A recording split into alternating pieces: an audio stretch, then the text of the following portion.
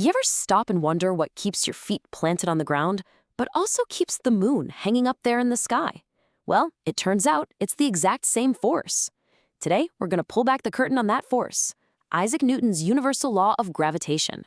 We're talking about how one simple falling apple basically gave us the blueprint for the entire cosmos. Okay, so let's just jump right into it with this question. And I know at first it sounds kind of crazy, right? One's a piece of fruit you can hold in your hand, the other is a massive rock in space. But the invisible string that connects them, well, it's identical. And the idea that links them together, it didn't just explain why things fall, it explained our whole solar system. So picture this, it's the 17th century, and Isaac Newton is having this incredible moment of insight. He sees an apple fall from a tree, and he thinks, okay, what if that force, the one pulling the apple down, doesn't just stop at the treetops? What if it keeps going, like way up, all the way to the moon? And that, right there, was the stroke of genius. The force that makes an apple fall wasn't some special earthly thing. No, it was universal. That same invisible tether that guides a falling piece of fruit is the very same one that holds the moon in its path, stopping it from just flying off into the void. So it's one thing to have a great idea, but how can you actually, calculate this force? Well, Newton didn't just leave us with a concept, he gave us the mathematical recipe for it. So let's crack open this formula that scientists and engineers still swear by today.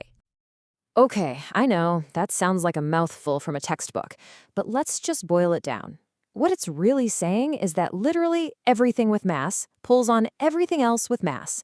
And how hard it pulls really just depends on two main things: how heavy the objects are and how far apart they are. Simple as that.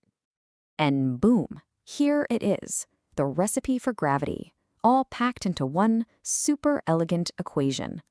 This little formula has all the key ingredients that tell us the strength of that gravitational force, which we just call F. So let's meet the cast of characters here. M1 and M2 are just the masses of your two objects, say the Earth and you. R is the distance between your centers. And that big G, that's the universal gravitational constant. You can think of it as a cosmic tuning knob, just a special number that makes sure the final answer we get for the force, F, is spot on.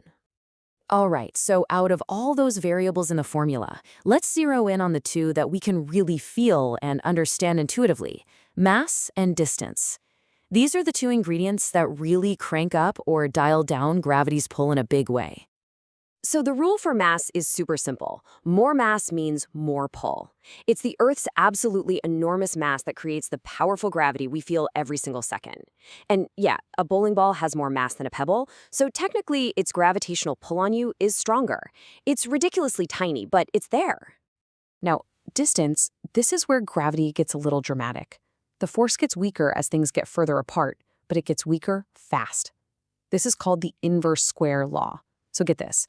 If you double the distance between two things, the force doesn't just get cut in half. Nope, it becomes 4 times weaker. If you triple the distance, it's 9 times weaker. It drops off a cliff, really. Okay, so we've got the theory, we've got the formula, but where do we actually see this stuff playing out in our lives?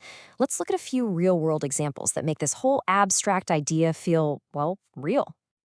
The most obvious example is happening to you right now. The reason you're not just floating around the room is because the Earth's incredible mass is pulling you down with a really strong gravitational force. We even have a special name for that force: your weight. It's literally the planet anchoring you to its surface. And what about the oceans? You know the tides, right? In and out, like clockwork. That is the moon's gravity in action. The moon pulls on the ocean water, creating a bulge on the side of the Earth facing it. But, and this is the cool part, it also pulls on the entire planet, basically pulling the solid Earth away from the water on the far side. That creates a second bulge over there, and that's why we get 2 high tides every day. But hang on a second. If everything with mass has gravity, why isn't your phone slowly drifting towards you right now? The force is there for sure, but your mass and your phone's mass are so tiny compared to the Earth's that the pull between you is completely swamped. It's like trying to hear a whisper during a rock concert. The planet's gravity just drowns it out. You know, it's really hard to overstate just how world-changing this law was. This wasn't just about figuring out why apples fall. This was like finding a master key that unlocked our understanding of the whole cosmos and even let us start exploring it. I mean, think about it. Using this law, astronomers actually predicted Neptune existed just by watching for weird wobbles in Uranus's orbit. It's how we calculate the exact paths to launch satellites into orbit. And it's even how we understand the very basics of how gravity pulled giant clouds of dust and gas together to light up the first stars and build galaxies. So really, the next time you see something fall, or just look up at the moon, remember this incredibly elegant law. It's this powerful reminder that this same simple rule is running the show, from the motion of a tiny pebble to the grand cosmic dance of galaxies. It's just an amazing testament to how everything is connected. And that leaves us with a really fascinating modern puzzle. We figured out that gravity is the universe's great connector, always pulling everything together. But we see that the universe is expanding, and galaxies are flying away from each other faster and faster. So, if gravity is pulling in, what in the world is pushing out? Well, that's a mind-bending question for another explainer.